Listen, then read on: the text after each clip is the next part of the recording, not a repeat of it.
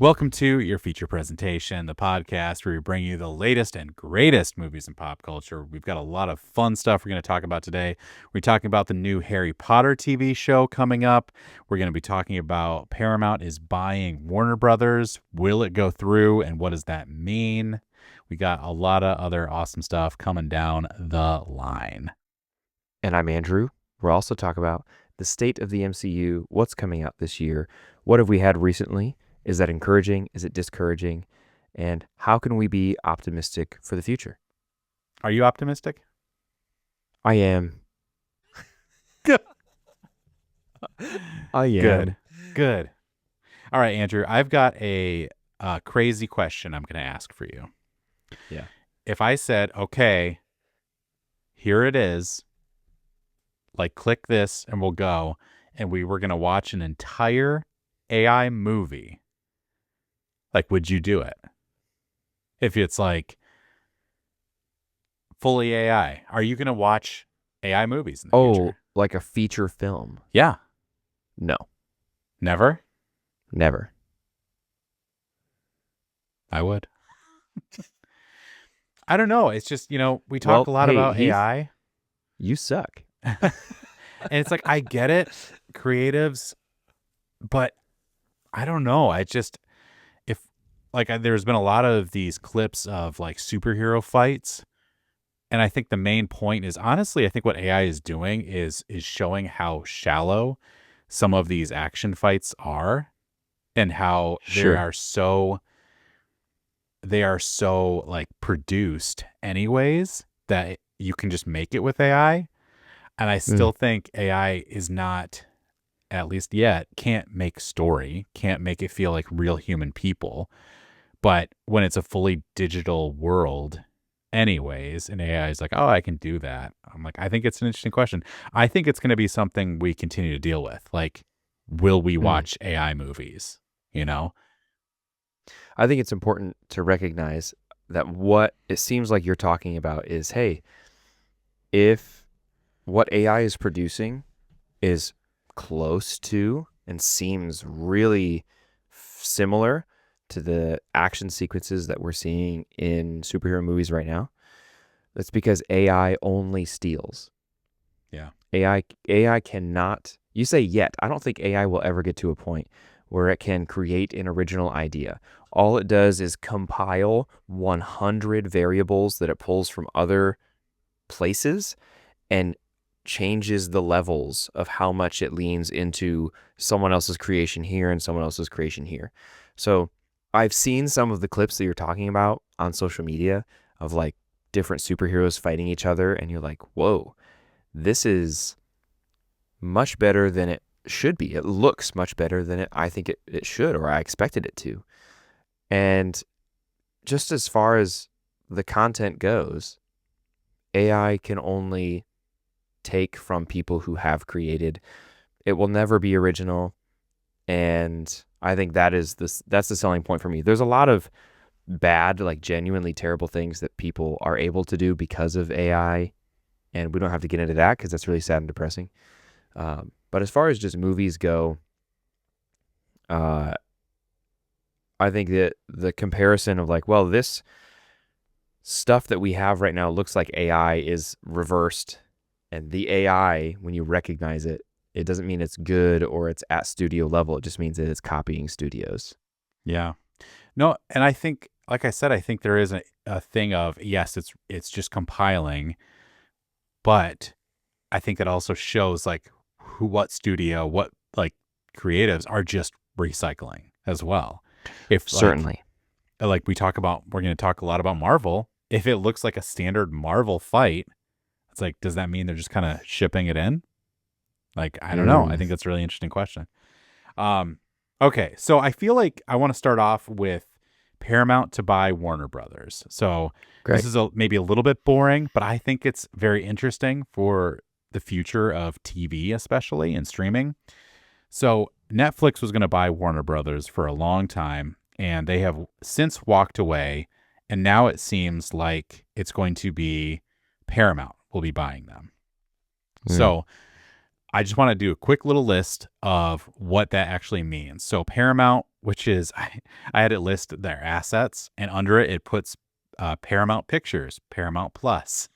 It's like their streaming service is one of their assets. Like no other thing would actually say, like Netflix. What are Netflix assets? Like Netflix streaming service. Is Netflix, it's just like, well, no, that's just what you are, whatever. So they have CBS, they have like MTV, Nickelodeon, Comedy Central, Mission Impossible franchise. There's some other things like that as well. But I find it really interesting. I mean, we talked a little bit about this. They have Star Trek, like all the TV shows, which are not doing good.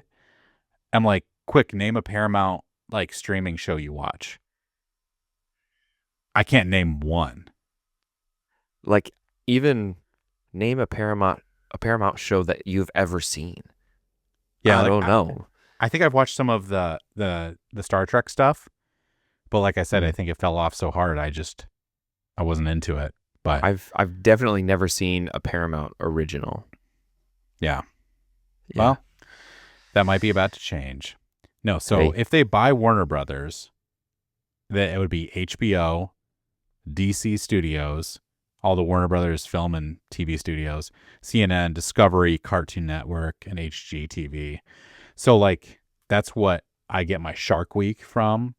That's Game of Thrones. You're right, yeah. That's all the DC studio stuff, like all those James cartoons. Gunn's new DC universe. Yeah. Yeah. And it's going to be Harry Potter, which we're going to lead into in a little bit. But I think Netflix, I'm glad Netflix isn't buying it because that just seemed too good, because Netflix is already crushing and this actually seems like it might even out. And, we all remember the Xbox PlayStation fight. They're better when they have the rival. This is the Goku and Vegeta. They make each other better. Okay. So I don't know. I'm excited about it, but I'd love to hear your thoughts on that. Yeah, I think for the industry, it's probably better to have Paramount elevated. Now, what led to Netflix's offer either not going through, getting denied, or maybe they backed out, I don't know. But I am much more comfortable with Paramount, who seems like now they're kind of entering the big leagues with essentially acquiring HBO. That's the biggest thing in my opinion. Yeah. HBO is one that I consistently have. If we don't have HBO Max, it's odd. And we actually prefer HBO and Disney Plus, like having those two, to having Netflix at really any point. So, in my opinion, Netflix has been dropping off and is far off my radar and has been for a few years. And this would just solidify, like if Netflix isn't going to have all the HBO stuff, then they do have to ramp it up. And there is genuine competition, because if Paramount is going to have whatever they have, HBO, Warner Brothers, Harry Potter, Cartoon Network, we get some Cartoon Network stuff, and I can just do some throwbacks and watch some of those old cartoons. You can be doing this podcast. I'll probably do that. Samurai Jack right on the side. Dude. We got to do a whole episode about Samurai Jack, because we should. Whoa. I wasn't going to share this because I don't have notes on it. So we'll need to do a fuller breakdown, but Gendy is doing a Game of Thrones prequel show. You're joking. God is real. That's incredible. So have you seen House of the Dragon or read any of the source material? Yeah, I read the whole book, yeah. Okay. So they're doing, was it the Sea Snake? So it's called the guy, like the 7 voyages of that guy, but basically it's he's like a privateer basically. And he goes on these 7 voyages, famous, kind of like Odyssean style, awesome like ships and stuff like that. So that's going to be the series. It's a Gendy animated, like privateer Game of Thrones character. And I'm like, oh man, I'm so in. Yes. That is incredible. We'll talk more about that in the future, but I just thought that was so cool, which will also be on Paramount Plus. Now, I am curious because HBO is such a good service. Like, it's such a good streaming service. I think there's been a couple, like Yahoo. Do you remember Yahoo's? It was one of the worst streaming services ever. And I got it That's just to funny. finish Community. Like, the last season of Community was Oh, on they there. had Community? Yahoo Screen. Yeah. And like, that's all it was going to, because it was off TV. And so like, we're going to, or no, season 6, right? Because it's 6 seasons in a movie. 6 seasons in a movie. So that was the only way to watch it. And it was terrible. I remember like, it felt like old internet days. I was like setting up my iPad, telling it to download or like to stream, to connect. And then I like went for like a run on the treadmill and then watched like 5 minutes. It was horrible. But I don't know. Like, I'd be curious because Paramount has their own app, their own streaming service, and then they have HBO.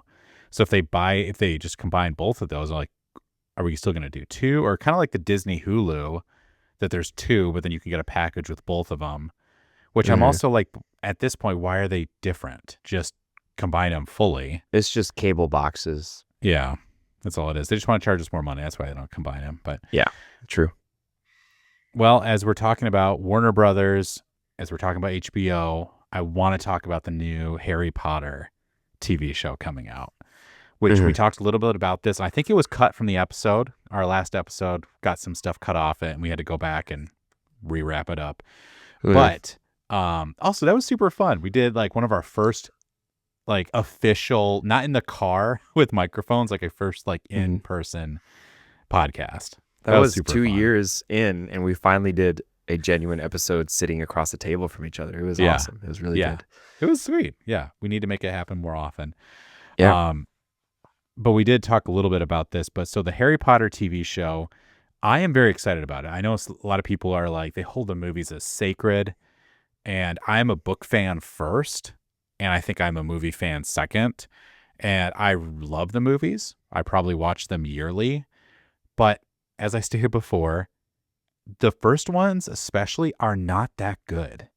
Like, the acting is okay. Like, I think all those people are beloved now, but I think a lot of people are like, but do you remember? Like, can you go back to Sorcerer's Stone and actually watch this through?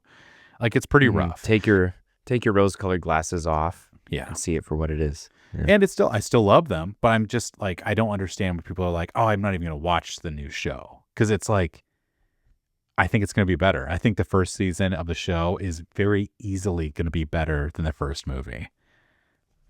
Yeah. Come after me. I almost said I disagree, just out of spite. I agree with you. You're just wrong. What are we talking about? No, I agree with you. And I also think that the quality of, this is going to sound weird, the quality of child actor, that bar has raised immeasurably from the late 90s to 2020s. Yeah. It's been almost 30 years, and kid actors were just kids, like you didn't have expectations of them to give incredibly compelling performances. But now that is the expectation, and we do get that. I think of Welcome to Derry. The kids in that show, from like the first episode, there's a couple like, oh yeah, you're a child actor. But episode 2 onward, those kids are incredible. They're genuinely really good actors. So I feel like the bar has raised, and hopefully in a safe way, kids have entered into acting in a way that is very professional and real. So I think it will be better. You're right. Yeah. No, I mean, even off that, even the people who are in like It, also like Finn Wolfhard, who is also in Stranger Things. I mean, Stranger Things is another great example. The guy who's currently playing Egg in The Night of the Seven Kingdoms. Like, these are great actors. And I think looking back, Christopher Columbus, who directed the first movie, also did Home Alone 1 and 2. I mean, Macaulay Culkin, I think, is such a rare, like, crazy circumstance that he is an amazing actor. He carried the whole movie by himself. Like, he didn't even act off anybody in the middle movie. It's like, it's just him. Yeah, weirdly enough, I think that Macaulay Culkin was a better actor as a child than he is now, because he shows up in Fallout Season 2. And I was like, oh. It was rough. I feel like weird. that too. He just, like, it's like, it felt like me or you being like, I'm in this show now. Yeah. It's like, cool, dude. Okay. Which I'm hoping we see more from him in Fallout Season 3, and maybe that'll be a little different because it was just kind of like, it was more of a cameo than even a role. For sure. But, okay, so really excited about the movie. So J.K. Rowling has seen the first few episodes of the show. So Cool. I think it's close to wrapped or fully wrapped, and they're in or post-production. So this is coming out. It's been rumored like possibly 2026, but maybe, and I think probably 2027 at this point, Yeah. because I think they would just want to push it so far. But maybe we'll get a good holiday release. I was gonna say, I think a Christmas release is the best time this year for that. That'd be really great. All those books too, and the movies, like, but it is such a holiday season type thing. It's oh yeah, start showing these. If they're going to do weekly, start it like in Halloween and end at Christmas. Like, that'd be so fun. And I don't know. I think I was trying to look up some information, like, because we don't know anything like official yet, but they say it's long form shows, so which I assume would be like 45 minutes, hour episodes. The first season is just the first book, which I think is really good. They're using the John Williams themes, the main themes, but sparingly. And that's good. Yeah, the main composer is going to be Hans Zimmer, which is crazy. So it's like John Williams' beautiful themes with Hans Zimmer underplaying and doing the other stuff. It's like, and they're perfect.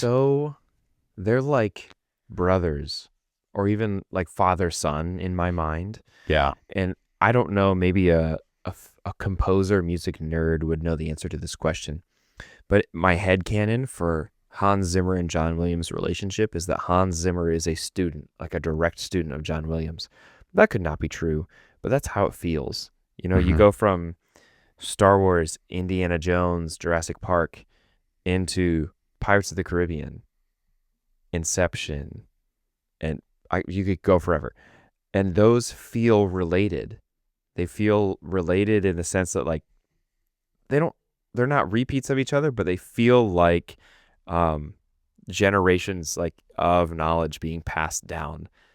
And maybe I'm making that up, and that's just is like a warm fuzzy feeling for me. But no, well, I mean, and Hans Zimmer has been on like interviews and stuff before, saying like John Williams is the best composer, and that, like, how can you not learn from the person who's still doing stuff? Like, this guy was doing, things in the 60s and 70s, and he's still making movies, which is so crazy to me.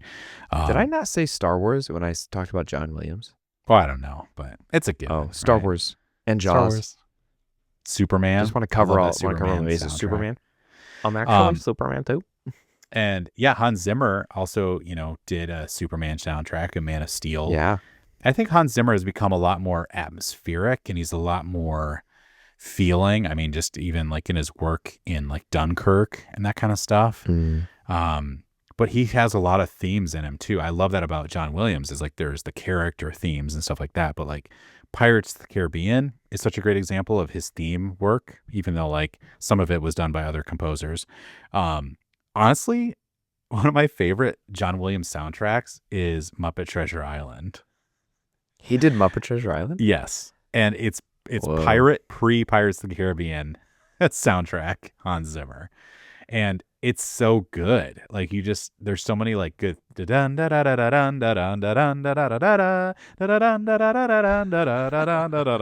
like, it's such good pirate music. Yeah. And I'm like, I wonder if he was a little bummed when he's like, oh, I already gave them my pirate melodies I had in my head forever, For Muppets. From Muppets. I give it to the Muppets. No, I think anyone would be honored to give it to the Muppets. Okay, so I've been loving Harry Potter. You were talking about the books are coming out, the audio dramas. So like, graphic audio, fully voice acted. And I've got some clips I want to share with you because I've just been loving them. I think the fourth one, Goblet of Fire, is out right now, and I just want to give you a little sampling of what you're hearing. Laurie, and I am the voice of Dumbledore. I am the voice of Lord Voldemort. I'm Riz Ahmed, and I'm the voice of Professor Snape. Let's rock and roll. I'm Danny Mays, and I'm the voice of Dobby. Are we good? And this is Harry Potter, like you've never heard it before. Harry Potter, the full cast, audio editions. Listen on Audible. So cool, right? That's amazing. It's incredible. Like all these voice actors, the guys who play, like the actors that play like Ron, Harry, and Hermione are all incredible. And it's such a fun thing. So like there's sound effects, there's like a little bit of music, you know, stuff like that, but just voice acted, not just a book being read. So they're so cool.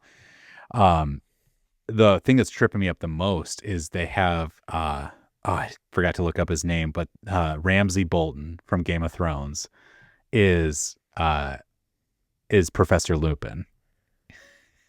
Oh, Great voice actor, but it's so crazy hearing his voice and like trusting him. yeah. It's not like I can't see, like it's not like I'm like, oh, I only see Ramsay, but I'm like, I don't trust this guy. He's gonna try to. You and Roan.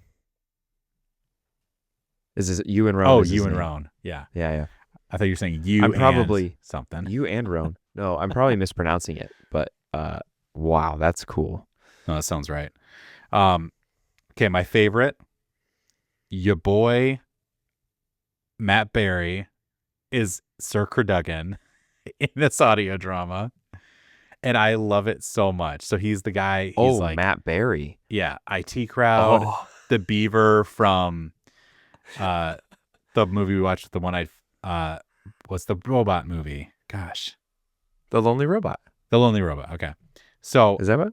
Just a sampling. Okay, I got just a little sampling of Matt Berry in The Prisoner of Azkaban as Sir Cadogan. He timed a breakfast, so he headed through the portrait hole alone. Stand and fight, you mangy cur! Yelled Sir Cadogan. Oh, shut up! He revived a bit over a large bowl of porridge. Are you on 2 times speed? Oh, I am at 1.1. Here, I'll do it again. 1.1. But I just love his fighting. Yeah. Stand and fight, you mangy cur. Like, he's so funny. He's got a clip that it's just him saying yes. Have you seen that? He's like doing a voiceover and he's just reading, all that's on the script is yes. All right. It's just like, I could do this a million ways. Yes.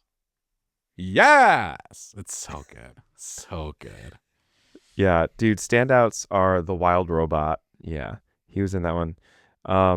I've not seen a lot of What We Do in the Shadows, but I've heard that was hilarious. I've just seen clips, And but honestly, that's great too. the first time I saw him was The IT Crowd, which is Yes. such a slept-on comedy. Everyone needs to go see that. There, Sit down and watch it. there's a musical. It's the whole series is great, and it's like 3 seasons total.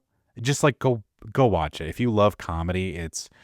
There's my favorite episode is the musical episode. They all go to the theater, and it's just it's one of the best written comedy episodes I've ever seen. Just how all the characters are intertwined, and it is it's so funny. The main character, well, one of the guys is using the like the handicap toilet, and he's like, I'm just gonna use that, it's okay. And he goes in, and then to flush the toilet, he is trying to pull it, and it's the emergency help. It's not the toilet flush, and so like he has to like pretend to be disabled. Yeah, not PC whatsoever, but it's funny. Sir, are you okay in there? I'm disabled. I'm disabled. I He's know. just like laying I know on the you are. ground, and he's like, well, do you have a wheelchair or what? Do you need help? I'm leg disabled. Okay. Where's get a your wheelchair in here. wheelchair? It was stolen. It's just it was stolen. It's so perfect. Go watch that episode. IT Crowd. All Mm-hmm. right. I think it's time for some MCU news, some feelings, some happenings. Okay.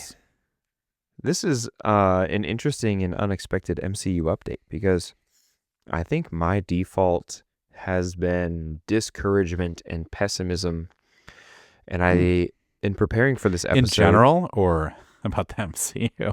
just about my whole life in general, about the MCU.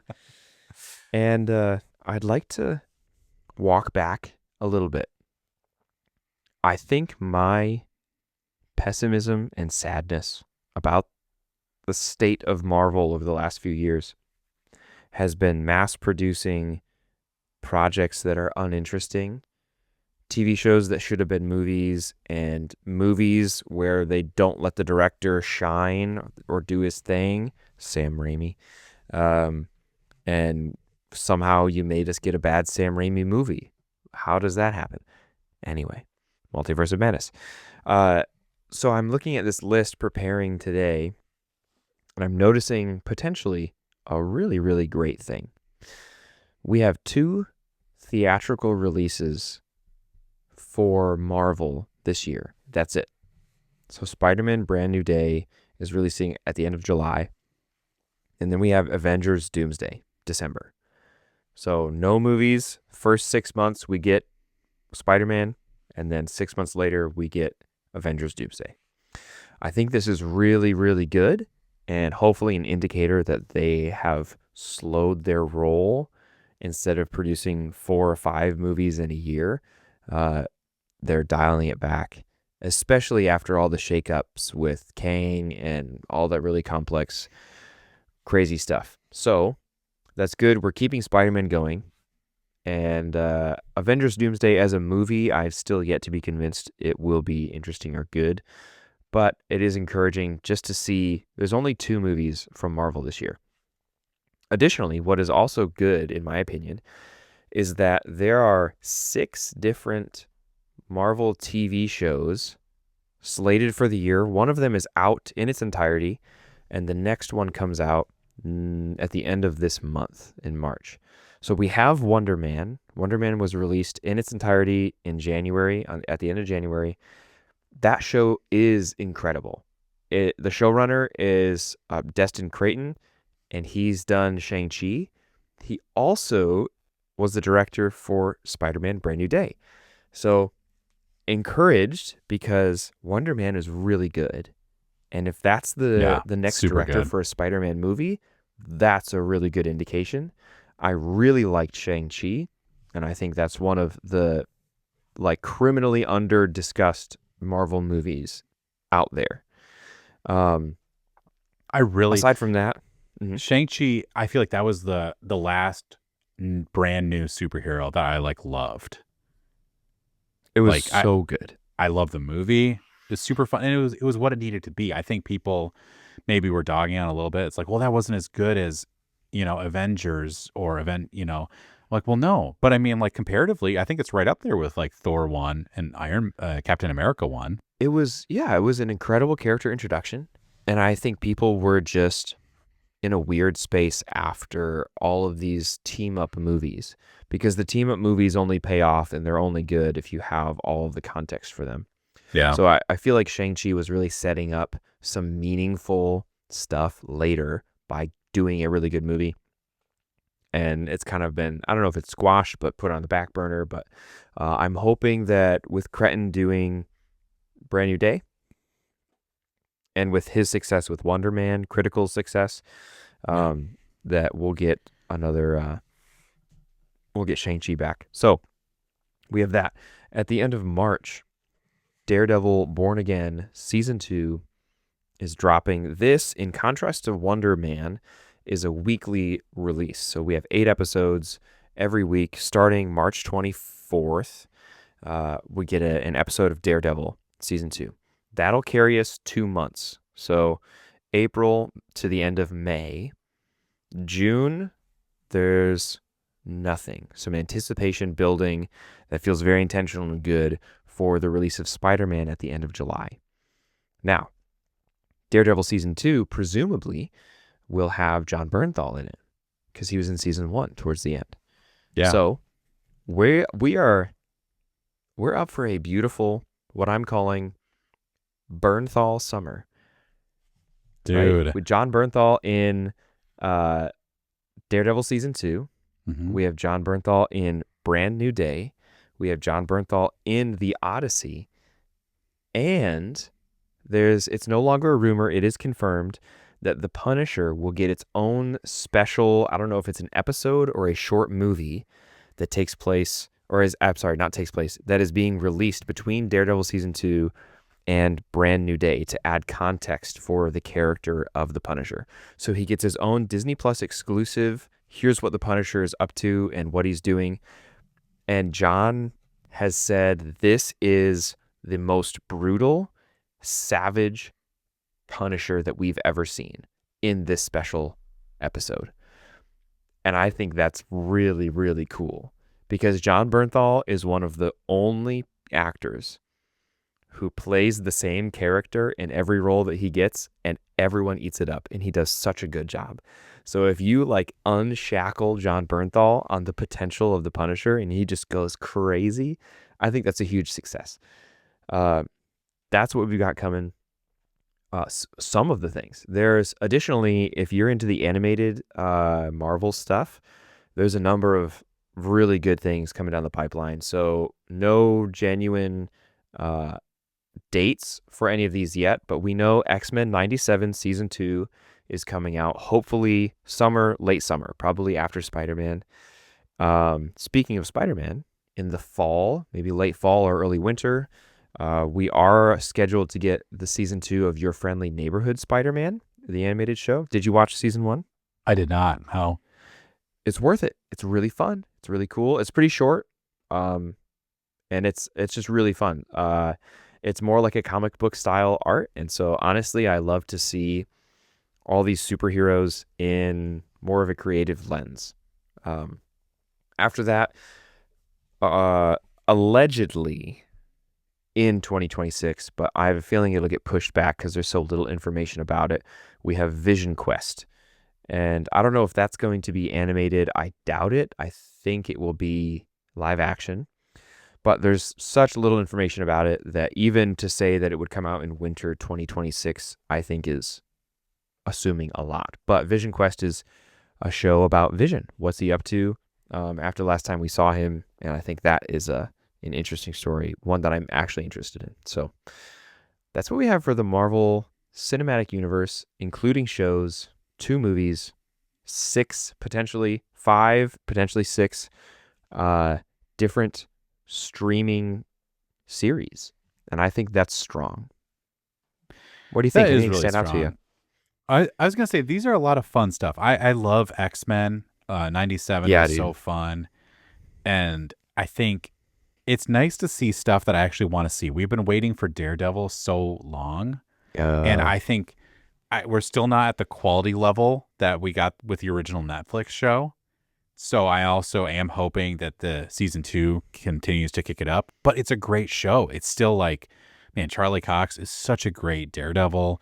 Yeah, John Bernthal just killing it this summer. Yeah, I totally forgot he's going to be in Spider-Man. So that'll be really interesting. And that is so interesting that we've never seen someone in a live action movie, we've never seen him like deal with an anti-hero like that. I mean, for Spider-Man? Yeah, it's always been very like good guy Spider-Man, bad guy. Like, and he fights his own thing, like, you know, with the symbiote and that kind of stuff. But like, and there's people who turn sides, like Otto Octavius or Sandman. Like, well, actually, I was good. Mysterio starts off like we're on the same page. And it's not, But just like I think Punisher, it's so I think great. That'll be really, really cool for Spider-Man. This is my favorite era of Spider-Man that Cretton is getting to direct inside of. The college age, I'm lonely, I have a girlfriend, maybe not, or maybe I'm meeting Mary Jane for the first time. Or if they do another Mary Jane, I don't know. So, or maybe Gwen Stacy during his college years. Anyway, this is my favorite era of Spider-Man, trying to juggle college, high expectations academically, but also the freedom of being Spider-Man and obligations with any sort of connection that he's trying to make outside of school and Spider-Man and just trying to pay for his apartment. I think it's the most compelling era of Spider-Man's life. It's the one that most people connect to. I'm excited to see it again in live action. The last time we saw it was Spider-Man 2. And that is my favorite superhero movie of all time. So if you want to be here, Parker, then be here. Or I'm failing you. Yeah, so that's worth a rewatch. I think I shall have to watch that again. We should. I've never thought about it. We should totally do deep dives on all those Sam Raimi Dude. Spider-Man movies. The Spider-Man 2 is so rich, Mm-hmm. even just with transitions. The Yeah. cinematography of Spider-Man 2, there's that scene, I'm sure you know exactly what I'm talking about. Spider-Man is swinging through the city, the camera's panning around him up and under and over, and he's doing flips and tricks and cool stuff. And he's like does one big strong pull, centers himself down the middle of New York City street, high up by the skyscrapers, and the camera zips backwards. And it keeps going, and then all of a sudden, zoom! You pop out of the sunglasses of Otto Octavius, who's on the side of a building. Oh, it's so good! Yeah. Are you kidding me? That's amazing! Like that's the type of stuff that Sam Raimi delivers, and I want to see more of that. So, and I feel like, man, those early 2000s were such a cool time with movie like effects, and especially Sam Raimi. I mean, he's a veteran. Once again, I'm going to plug the book, If Chins Could Kill, Confessions of a B-Movie Actor. Bruce Campbell. It's such a good autobiography, but they talk about Sam Raimi and him making those Evil Dead movies. And like in college, they were making this movie. And I feel like Sam Raimi, especially in those early 2000s, was do it practically unless you have to do it digitally. And I think that just shows those early movies. It was like, I mean, even The Matrix and stuff like that, it's like so much practical effects, so much like building, like just stuff that looks real. Like there was one shot that they, for some reason, that was like one of the behind the scenes that they were showing a lot is Spider-Man is inside when the sun is exploding or whatever. And he gets thrown into a brick wall and it like crushes and then all this dust comes down. And they like, it's just guys with buckets of brick dust, like dump it on him, but it looks so good, and it's just like it's gritty, it's real, it's grounded. Yeah. That's when I think of Evil Dead 2 and the amazing cinematography and practical effects in that movie.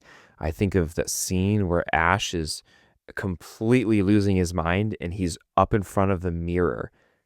You know what I'm talking about? And then out of nowhere, reaches through the mirror, grabs him. That kind of stuff is not scary if you can see that the mirror and the person in the mirror are CGI. If you can tell, then you know something is going to happen. It alerts your senses and you're like, oh, there's going to be a trick here. But when it's just practical effects and it's sneaky camera work and like costumes and whatever it is, it's a gut punch that it's supposed to be. And it's just so satisfying. Oh, it's way scarier too. I mean, like practical effects. I think The Walking Dead especially did this too, but just like the practical effect zombie is so like freaky and it just feels scarier. We're just not that level. Like where digital always feels, I don't know. There's still a uncanny valley, I guess, that's just like you feel it, you know. But I think there's a lot of shows, obviously, like digitally, it looks really good, but especially like for fear and just like that horror stuff, just practical, just so cool. So yeah, John Bernthal is going to have quite the summer. I was just trying to think of other actors that have had like different things in such different franchises. I always think of like Orlando Bloom in 2003, who was in Pirates of the Caribbean and Return of the King. Like something like that. Yeah, like how do you get bigger than that? Yeah. And I was just like, honestly, Spider-Man and The Odyssey, that's huge. Yeah, oh, it is. And it just depends. I think it depends on how big this Spider-Man movie is, but it's Spider-Man. He's the Punisher. And then, going to The Odyssey. It's going to be crazy. It is. I do want to point out, so what did John Bernthal say about his special? Were you quoting that? I forget. No, it wasn't a good quote. It was a paraphrase of essentially that the Punisher special episode or short film is going to be like the most visceral, brutal Punisher that we've ever seen. Okay, so I am going to push back on that a little bit. Okay. Because what I want that to mean and what I think it means are two different things. Okay. I feel like John Bernthal is he loves putting himself through it. he's the actor that's like, no, actually punch me in the face. It'll be better that way. Like, he wants to torture himself for the sake of the movie. And I think sometimes what I am hoping, honestly, okay, what I think he means by that is like, it's going to be gritty. It's going to be bloody. He's going to be beat up, crawling through glass, that kind of stuff. And I'm like, okay, I want a gritty Punisher. It's the Punisher. But I also, what I want from the Punisher is the crazy arsenal. I love like the 80s style, like suit up with guns, like get the, like the big leather trench coat, like the crazy stuff, like I hope we see that stuff too. I think there's a lot of like Punisher that's become like, let's just destroy this man. I'm like, okay, but do we need another torture scene with the Punisher? Does that make sense? I see exactly what you're saying. And the quote, the thing that I'm talking about is John Bernthal says this. There will also be a Punisher special that's coming out. This is the quote. There will also be a Punisher special that's coming out that I think will be as high octane Punisher as you've ever seen. And I think that is more what you're talking about. Okay. So me describing it as brutal, visceral, you're right. I think that we've gotten a lot of like bloody face. He's getting beaten and tortured or whatever.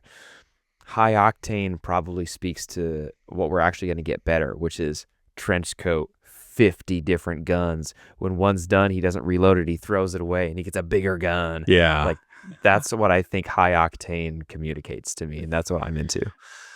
Yeah, I hope so. And I honestly, my first introduction to the Punisher was the Thomas Jane Punisher.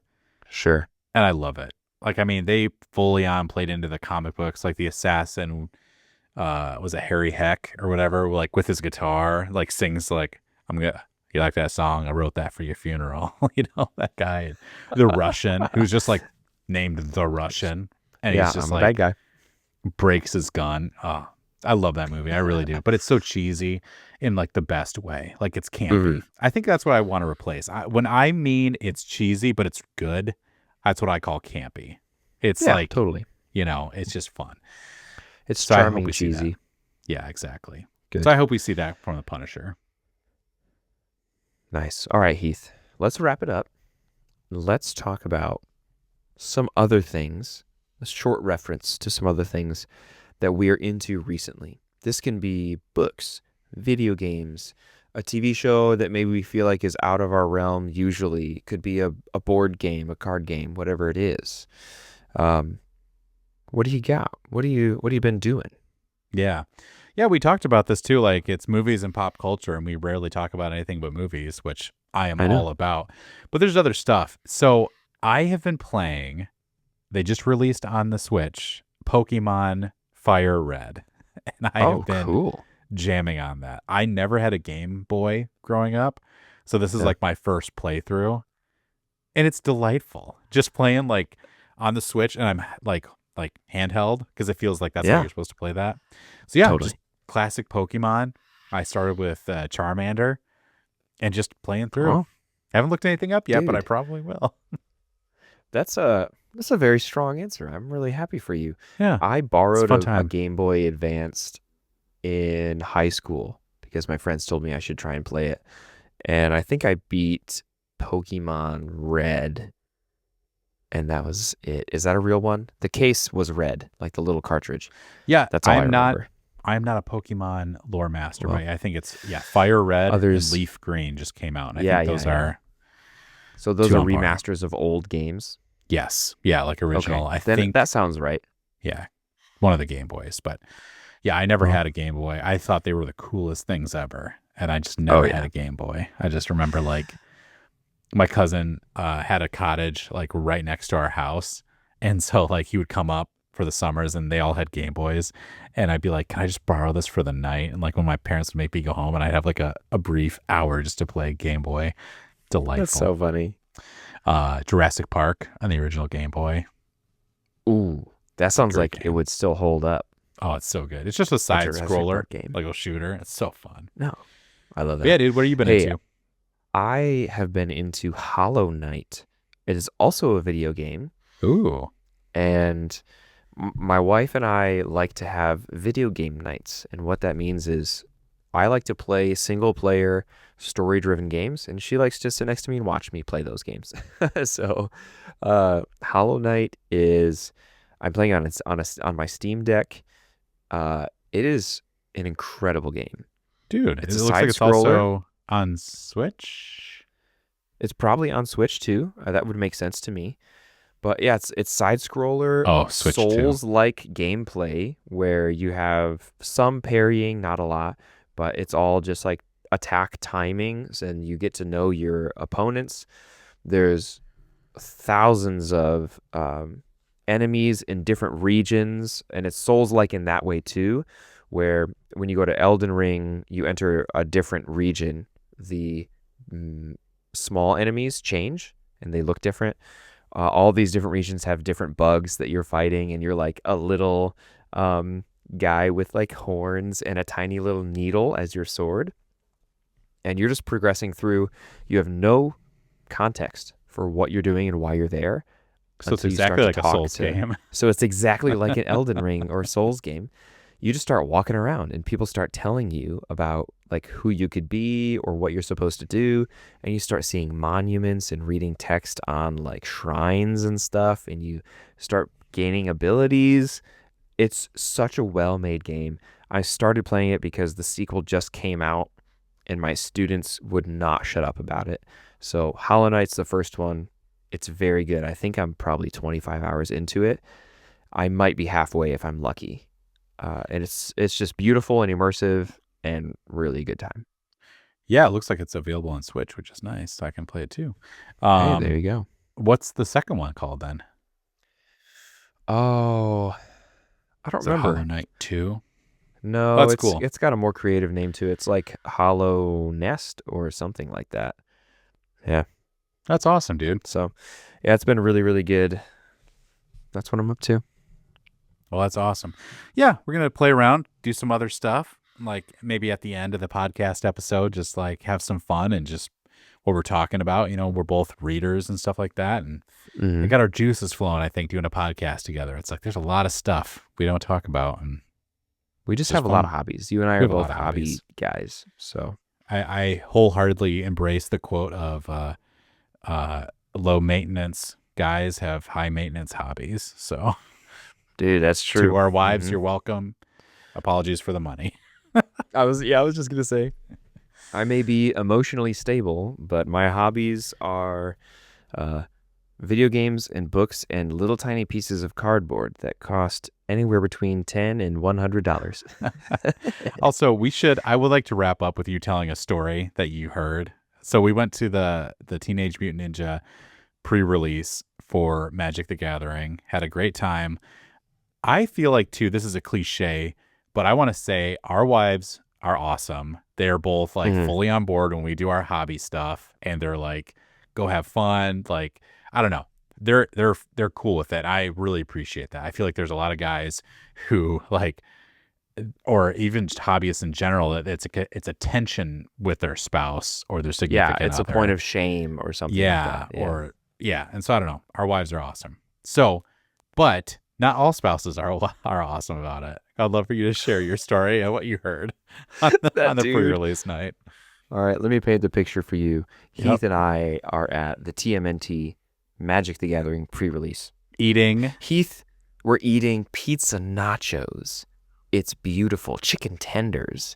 We're ripping packs and making a deck. It's a beautiful event. So Heath is over yonder. He's playing in his section of the tournament. I'm playing in my section of the tournament. And next to me, I hear this dude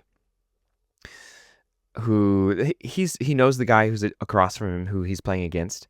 He's like, "Oh, how'd you get Britt, allegedly his wife? How'd you get Britt to sign up for this? Spend money on Magic cards again and come out on a Friday night? That seems crazy." And he goes, "Oh, I lied to her." They laugh and they chuckle and they go, "What do you mean? You had to lie to her to come here to play Magic with your bros?" He goes, "Yeah, actually, I lied to her twice." And they start laughing again. And he's like, I told her, first lie, I really want to go to this magic event. And she said, how long is it going to take? He said, hour and a half maximum. For context, we arrived to the event, opened packs, ate food, built our decks, and did not start the tournament until an hour and a half after we arrived. Yeah. So he says, hour and a half maximum. We're 3 hours into the event when the story is being told. And they laugh. Oh, that's crazy, dude. What was the other lie? He goes, I told her that I had spent all my money and that I wasn't going to spend any more coming to this magic event. And he holds up this little tin of completely optional, you don't have to buy these like tokens and cool metal dice and like a little life spin down counter. And he goes, look at this little box of cool stuff. It was $50. And they're just losing their minds again. And I'm just like playing my little tournament with this guy across from me thinking, man, that's gotta suck. Like, you are in this weird cycle of lie to your wife to do fun things, and she associates you doing fun things with lying to her, which is negative, and there's just an awful cycle that's going sending on. money you weren't planned on. Yes, like being financially dishonest and time frame dishonest. Oh man, you guys, there's a lot of issues here, and I am not open, and I don't have the time to sort through those with you. It's those times when I'm playing Magic and you hear stuff like that, and I'm like, hey, can we just talk real quick? Like yeah, put buddy, the cards down. You go, how do you think that makes your wife feel? What if the shoe was on the other foot? Well, and that's not a guy who goes home laughing about that. He starts crying when he gets to the car, and then has to go deal with that, and then he carries really deep, intense shame all the time. Yeah. And he's like, man, my wife's so mad at me all the time. It's like, maybe you should stop spending your money and lying to her. Yeah, that's a good first step. Why does my wife hate my guts? Why do you lie to her all the time? She's so mad when I lie to her and steal money.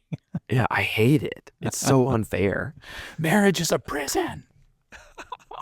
All right, dude. Yep. Want to take us home? Ladies and gentlemen, as always, thank you for watching. You can find us on YouTube. Subscribe there. You can find us on TikTok and Instagram. Audible. Give us a follow. iHeart. Audible, iHeartRadio, Sirius XM, Apple Podcasts, Prime Music Podcasts, anywhere you get podcasts. We are there, and we are waiting. We are waiting. And as always, ladies and gentlemen, go see a movie. Go see a movie.